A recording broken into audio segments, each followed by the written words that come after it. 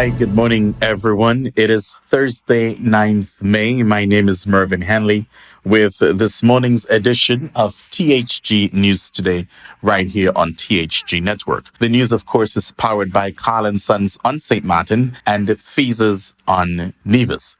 And for those of you who are just joining us here for the very first time, of course, we always ask our first-timers, our first-time listeners, and our first-time viewers to please subscribe to our YouTube channel. That's it. Right there. Yes. Thank you in advance for subscribing. And for those of you who are here again, supporting what we do here at THG News Today, THG Network, thank you very much for that. Let's get our news started this morning, and I will begin with news out of Jamaica. 4 people were killed during a shootout with police early Wednesday in the capital, Kingston. 1 police officer has been hospitalized. Head of the Kingston Central Police Division, Superintendent Beresford Williams, has since confirmed the quadruple fatal shooting. Reports said that 2 police officers were on patrol in the vicinity of the hospital when they heard several loud explosions nearby. They proceeded to the area where they reportedly saw several men firing at each other. But on seeing the policemen, the gunmen turned their guns on the police. So they are there shooting at each other, trying to kill each other. And when they saw the police, what did they do? They forget about shooting each other, forgot about that, and turned bullets to police. Well, media reports said that a vehicle was later seen driving out of an open parking lot, but later crashed with at least 6 gunmen emerging from the vehicle firing at police. I can imagine the mayhem and chaos at that location. The police have not yet released the identities of those killed. I'm not sure anyone will be sorry for them. I'm very sorry to say. The authorities said they recovered 2 M16 rifles. 2 M16 rifles. So 4 of them, just like that, poof, killed during the shootout. Thankfully, no police officer was gunned down in this shootout, yeah? And speaking of Jamaica, and even though they have all that craziness taking place, Jamaica has recorded an impressive 1.7 million visitors within the first 5 months of the year. So January, February, March, April, May. For the first 5 months, 1.7 million visitors. Based on preliminary data, the island recorded 1,016,185,000 stopover arrivals and over 700,000 cruise passengers as early as May 5th and the 7th, respectively. Earning, hear this, roughly so far for those 5 months, 1.8 billion US, not Jamaican dollars, 1.8 billion US dollars in revenue. This represents a 4.6% increase for stopover arrivals and a 23% increase for cruise passengers, moving from 581,822 to 713,983. That's over 2023. According to the Minister of Tourism, Honorable Edmund Bartlett, he said, "We are grateful to see continued growth in our arrivals and earnings, which speaks to the confidence our tourism partners and visitors have in the destination. To have hit the 1.7 million arrivals mark is an outstanding feat and speaks to the commitment and hard work of our tourism led by the heart of our industry. Jamaica remains a premier destination." This is according to him. Jamaica remains a premier destination that is highly sought after for its authentic experiences, whether it's our food, music, or entertainment. There is a vibe that only comes alive in Jamaica. Minister Bartlett, who made the announcement during the interview with Sky News in Arabia, one of the largest news conglomerates in the Middle East and in North Africa, also indicated that the island is on track to welcome in 5 million visitors and earning $5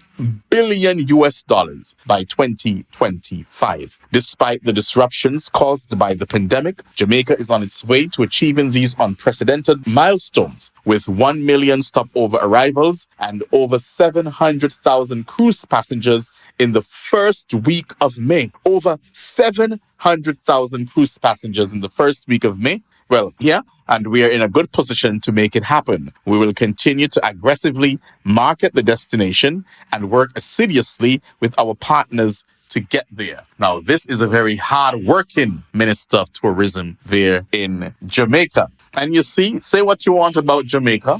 They're not bragging about, they're not saying, they're not even attempting to be called a high-end destination, and not being a high-end destination. And I know everyone, they have their unique way and their tourism product is different, but I always believe in, I am from a different school perhaps, because I believe in open up your islands, open up the country. You want to remain quaint and you want to remain quiet, okay, but when you remain quaint and you remain quiet and the tranquility, it's all good, mind you, don't get me wrong, that's all good.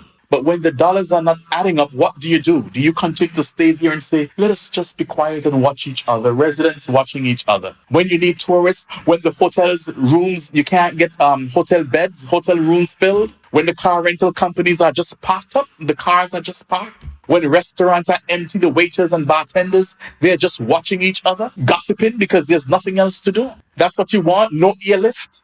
Nothing? Just a quiet neighborhood. And I'm speaking to islands out there who there seems not to be any urgency when it comes to tourism. And I'm sorry, I do have a bit of a passion when it comes to tourism. So when I see that, and look at Jamaica saying, no, open the gates. Barbados, same thing. St. Lucia, same thing. St. Martin, same thing. And they're making billions of dollars.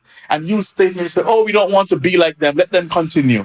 But they're making money. The people are working. There's a buzz. The economy is booming because of tourism and opening the market, opening the place. But you want to be dead. No work in the place. Are people working part-time 5 hours? They got to go home. No service charge. Or you're getting a few dollars for service charge because you're not getting the visitors. That's what you want for your people and country, our island? Come on, wake up and just... I can go all day on this, people. I can go all day on this topic. I have a different perspective. I'm sorry. Yes, there is high end or whatever the case may be, but there's also room for just the regular travelers. There's room for everybody. Just open up the place. You can cater to different niche. Just open it up. Let's continue because I can stay all morning on this. Oh, get me hyped there. And so that's from Jamaica. Out of Anguilla, let me tell you that a wave of frustration and discontent has swept through Anguilla as over 160 residents joined forces in a peaceful protest outside the premises of Republic Bank Anguilla Limited. That was yesterday. The protest organized by the Republic Bank Dispute WhatsApp group aimed to address the financial losses suffered by customers due to unauthorized withdrawals from their accounts. Led by Mrs. Militia Macu-Niles and Ms. Anushka Romney, the protesters gathered to express their grievances and demand accountability from the bank. And as you can see, a number of Anguillians on our screen, that a number of Anguillians, they took their time out yesterday to visit the bank and to protest peacefully. The protest, of course, conducted with the approval of the Commissioner of Police, adhered to strict rules of conducting, maintaining peace and civility. So this was yesterday, and they are demanding the immediate reinstatement of their accounts and restitution for financial losses. The protesters underscored their determination to seek redress for the hardship endured. So this took place in Anguilla, and tomorrow morning, let me announce to you that tomorrow morning I will have Anguilla's attorney, Tara Carter. She will be here on THG News Today, THG Network, and we will be discussing what has taken place there, or what is taking place there in Anguilla. But not only in Anguilla, Republic Bank, this took place in a number of Caribbean islands. But I'm very happy to see that the people of Anguilla, they're not sitting down. They're not just going on social media and argue and cuss for a day or two and allow Republic Bank to get away with this. They're saying no. Anguillians, they're saying no. And Anguillians, they have always had that protest spirit in them. And I'm not in a peaceful way, of course. They're always standing up and they're fighting for what they believe is right. And I applaud them for that. Proud citizens who, you can't just roll. They're not going to just roll over and play dead. Not in Anguilla, not Anguillians. So I'm happy to see this. And I do hope that I want other islands to copy this, what's happening in Anguilla. Send Republic Bank a message. We reported about it right here on THG Network, what happened. And I guess they believe that maybe this will be swept under the rug. They put out a statement there that was neither here nor there, in my opinion. So let's see what happens. The actions taken by the protesters in Anguilla may very well be what was needed for swift action to be taken by the Republic Bank and getting this matter resolved. Yeah. And finally, in our news this morning, ladies and gentlemen, boys and girls, out of Brazil, the images and the videos. I don't know what's happening in this world.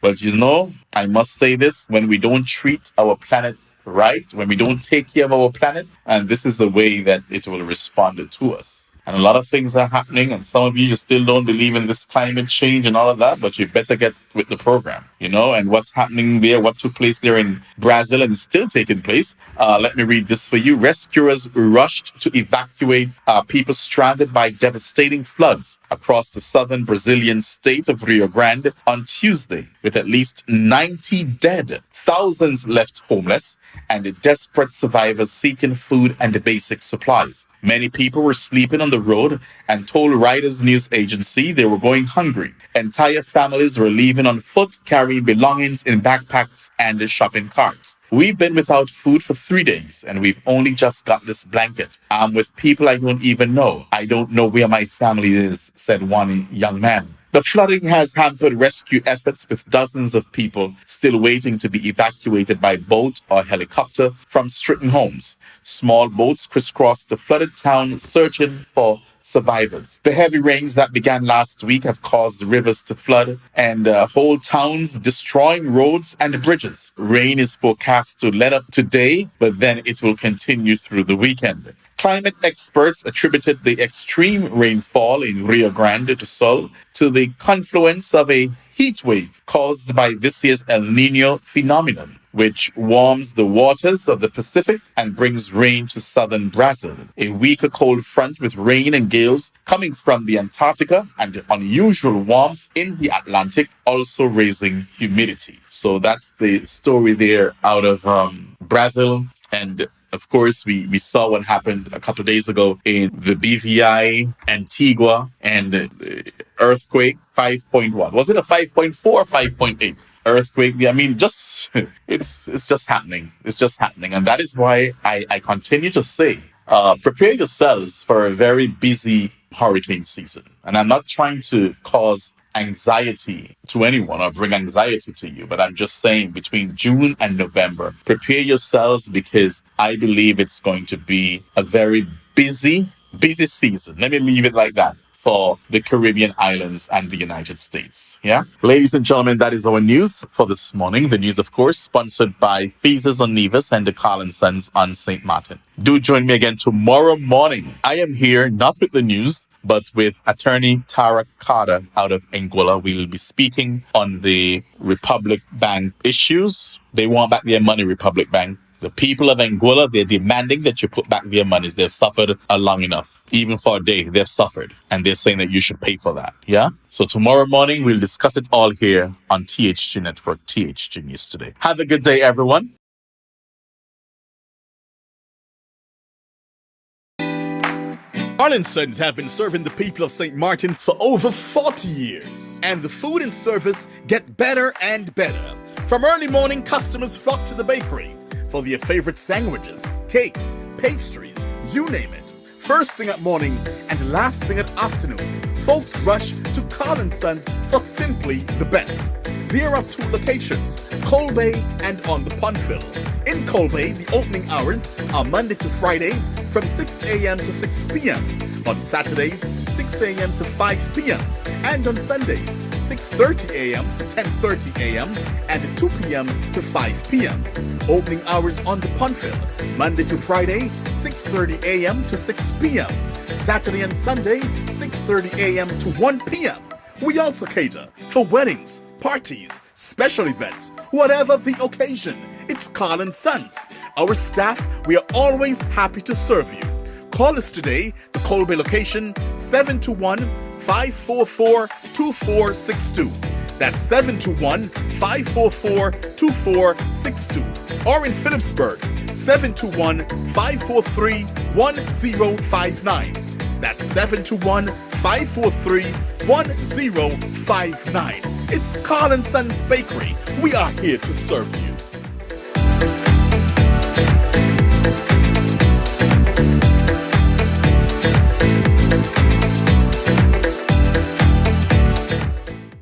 Nevis, satisfy your sweet tooth at Feezes, the coziest spot in Charlestown.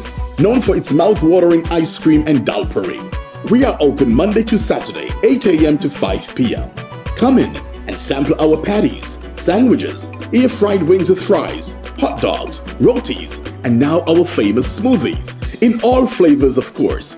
And don't forget to try the famous bus-up shut and saltfish. It's Feezes, located at the entrance to the Cotton Ginnery Mall in Charlestown, Nevis.